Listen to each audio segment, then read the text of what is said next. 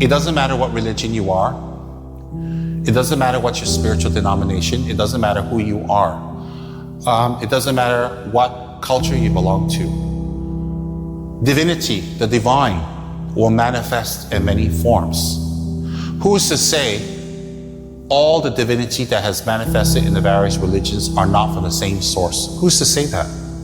For us to spend our whole life, our short little lives, meager lives, hating someone's religion, putting down another person's faith, putting down another person's spiritual practice, segregating them, biasing them, cutting them out, making them feel small, cursing them, insulting them because of their religion is a total waste of time. Why is that a waste of time? If you're insulting them and putting them down because you feel they're in the wrong religion, you might be in the wrong religion because why is your religion teaching you hate?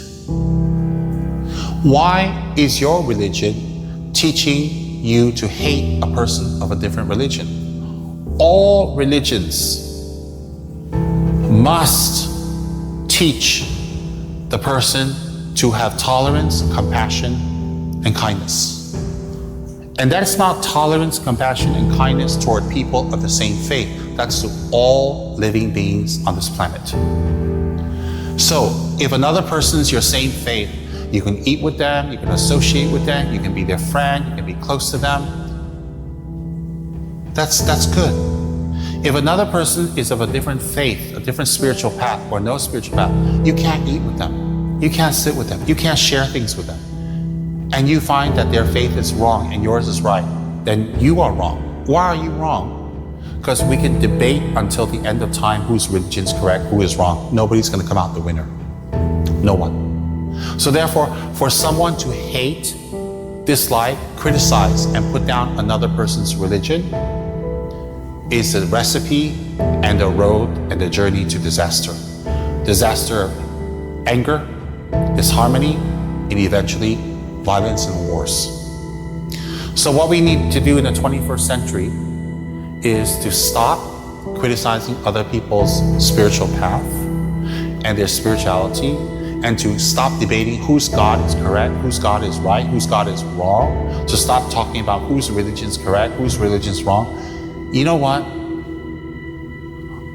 We have to look at the person. If the person is kind, if the person is generous, tolerant, patient, and they're very, very accepting, then they've done their spiritual practice correctly.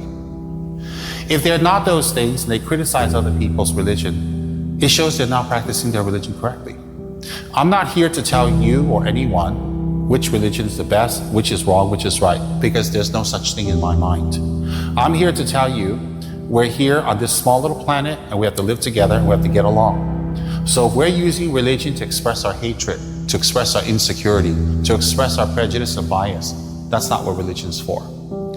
The result of religious practice should be compassion, kindness, tolerance, acceptance, patience. And that acceptance, patience, tolerance, love, and kindness is expressed for all people, not just people of your religious denomination.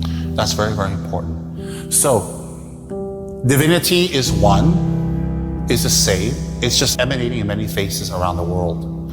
I happen to look at divinity in the form of Buddha. Someone may see it in the form of Krishna. Someone else may see it in the form of Kali or Durga. Someone else will see it in the form of God or Jesus or whatever, or the heavenly king. It doesn't really matter. It doesn't really matter. Why doesn't it matter? It's not the religion you're in that will take you to heaven or hell.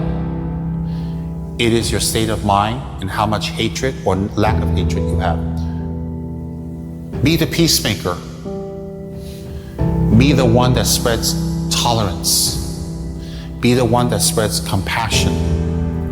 Be the one that spreads understanding and acceptance. No one on this planet will be one religion. No one will be one culture, one race, one economic background. So the solution is not to make everybody one and the same as you, but the solution is to accept the diversity. Why? For the simple wisdom that diversity will continue to exist. So either accept it or keep fighting it. Fighting it is unnatural because diversity is natural. It's a natural state of life.